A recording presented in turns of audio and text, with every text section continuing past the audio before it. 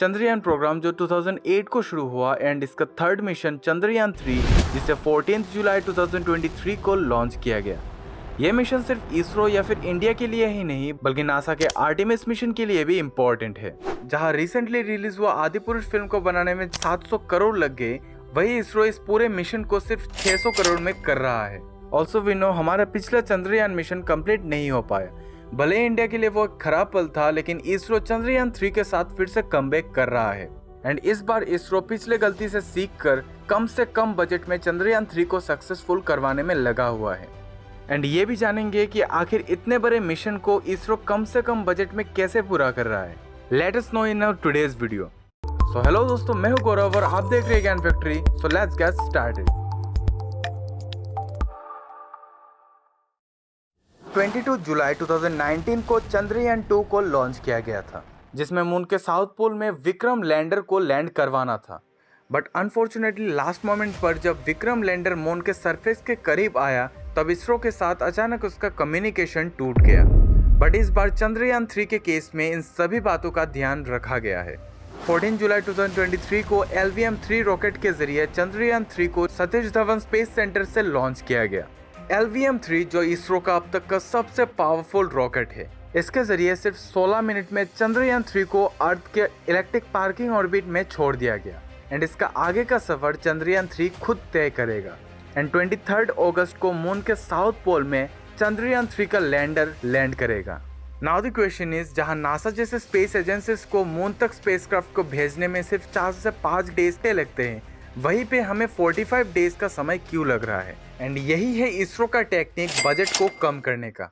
अगर हम स्पेसक्राफ्ट को डायरेक्टली मून तक भेजना चाहे कम से कम टाइम में, तो इसके लिए ज्यादा से ज्यादा फ्यूल का जरूरत होगा एंड ज्यादा फ्यूल का इस्तेमाल मतलब बजट भी ज्यादा। एंड इसी बजट को कम करने के लिए इसरो फ्यूल के जगह ग्रेविटेशनल इन्फ्लुएंस को इस्तेमाल करेगा। चंद्रयान 3 कुछ दिनों तक अर्थ को ऑर्बिट करता रहेगा एंड धीरे धीरे वो अपने ऑर्बिटल पाथ को बड़ा करता रहेगा। एंड 31 जुलाई को ट्रांसलूनर इंजेक्शन के जरिए चंद्रयान 3 ऑलरेडी अर्थ के ग्रेविटी के बाहर जा चुका है एंड रिसेंटली मून के ऑर्बिट तक पहुंच चुका है। अब कुछ दिनों तक मून को ऑर्बिट करते हुए वो अपने स्पीड को कम करता रहेगा एंड 17 अगस्त को चंद्रयान 3 का लैंडर चंद्रयान से सेपरेट होगा। एंड पिछले बार के फेलियर के बाद इस बार इसरो ने लैंडर में कई सारे सेंसर्स लगाए, जिससे लैंडर अपने स्पीड को मेंटेन कर सके और क्रिटिकल सिचुएशन में अपने आप को स्टेबल रख सके।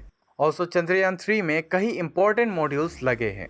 3900 kg के पेलोड में 2148 kg का प्रोपल्शन मॉड्यूल, 1752 kg का लैंडिंग मॉड्यूल एंड 26 kg का रोवर लगा हुआ है। मून भले ही हमारे पास हो, बट इसमें लैंड करना कितना मुश्किल है आप इस बात से अंदाजा लगा सकते हो कि अब तक सिर्फ 3 कंट्री ने मून पर सॉफ्ट लैंडिंग किया है।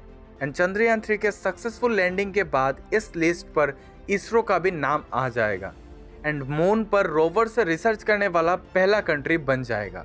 इसरो का ये मिशन इतना इम्पोर्टेंट है कि इसके सक्सेसफुल लैंडिंग के बाद नासा को अपने आर्टेमिस मिशन में भी हेल्प होगा, क्योंकि फ्यूचर में नासा के आर्टेमिस मिशन में इसरो भी पार्टिसिपेट करेगा।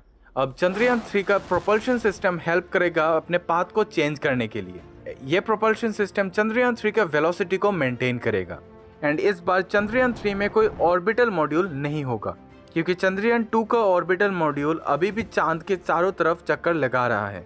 ऑर्बिटल मॉड्यूल जो किसी भी सेलेस्टियल बॉडीज को ऑर्बिट करते हैं एंड उनके ऊपर स्टडी करने के बाद हम तक रिपोर्ट्स भेजते हैं। एंड इस बार चंद्रयान 2 के ऑर्बिटल मॉड्यूल को इस्तेमाल किया जाएगा कम्युनिकेशन के लिए, जिससे एक और फायदा होगा कि पूरे पेलोड का मास कम हो जाएगा एंड इसमें ऐड करने के लिए कुछ जगह बच जाएगा। एंड इसी स्पेस में एक इम्पॉर्टेंट इक्विपमेंट को इंक्लूड किया गया, shape स्पेक्ट्रोपोलरीमीटर of habitable planet earth. यह बेसिकली मून के आउटर ऑर्बिट में रहकर अर्थ के स्पेक्ट्रल इमिशन को स्टडी करेगा, जिससे यह पता चल सकता है कि अर्थ आखिर इतना हैबिटेबल क्यों है एंड इसके रिपोर्ट के हिसाब से हम दूसरे हैबिटेबल प्लैनेट्स को डिस्कवर कर सकते हैं। एंड इसके बाद आता है लैंडर मॉड्यूल, जिसमें 4 लेग्स एंड 4 थ्रस्टर्स लगे हुए हैं, where each thruster can produce 800 newton force, जो हेल्प करेगा लैंडर को सेफली लैंड करने में। एंड इसके सक्सेसफुल लैंडिंग के बाद सबसे इम्पोर्टेंट इक्विपमेंट का काम शुरू होगा and that is rover. And इससे पहले लैंडर में 3 इम्पोर्टेंट इंस्ट्रूमेंट लगे हुए हैं। चंद्र सरफेस थर्मोफिजिकल एक्सपेरिमेंट, इस इक्विपमेंट से मून के सरफेस में हो रहे थर्मल एक्टिविटीज को स्टडी किया जाएगा। सेकंड ILS यानी instrument for lunar seismic activities, जिससे मून के सरफेस में हो रहे सिस्मिक एक्टिविटीज को डिटेक्ट किया जाएगा, यानी मून क्विक्स को। थर्ड लैंगमुइर प्रोब, जो मून में प्लाज्मा डेंसिटी को स्टडी करेगा। Now let's talk about the most interesting instrument. इस रोवर का मास 26 kg है, जिसमें 6 व्हील्स लगे हुए हैं एंड इसके साथ कुछ कैमरास और ड्रिल बिट भी लगा हुआ है। ड्रिल बिट की मदद से सॉइल में ड्रिल किया जाएगा एंड सॉइल को स्टडी किया जाएगा एंड ये रोवर 14 डेज तक मून के सरफेस में रहकर कई सारे एक्सपेरिमेंट्स करेगा, जिसके लिए भी 2 इंपॉर्टेंट इक्विपमेंट लगे हुए हैं। अल्फा पार्टिकल एक्सरे स्पेक्ट्रोमीटर, जो मून सॉइल में मौजूद मॉलिक्यूल्स एंड मिनरल्स कंपोजिशन को स्टडी करेगा। लेजर इंड्यूस्ड ब्रेकडाउन स्पेक्ट्रोमीटर, जो मून के सॉइल में मौजूद एलिमेंटल कंपोजिशन को स्टडी करेगा एंड इन सब का स्टडी होगा मून के साउथ पोल रीजन में, जो जगह सनलाइट से हमेशा दूर रहता है एंड इस अंधेरे में कई सारे राज छुपे हुए होंगे जो चंद्रयान 3 की मदद से हमें पता चल सकता है एंड यही वो रीजन होगा जहां नासा आर्टिमिस मिशन के जरिए अपने एस्ट्रोनॉट्स को भेजेगा। सो ओवरऑल चंद्रयान 3 पूरे इतिहास को बदलने वाला है। तो अब बस इंतजार है इस मिशन को सक्सेसफुल होने का। So pray for Chandrayaan 3 and don't forget to subscribe, क्योंकि ऐसे इंटरेस्टिंग वीडियोस में हमेशा लाता रहता हूँ। तो चलिए मिलते हैं अगले वीडियो पे।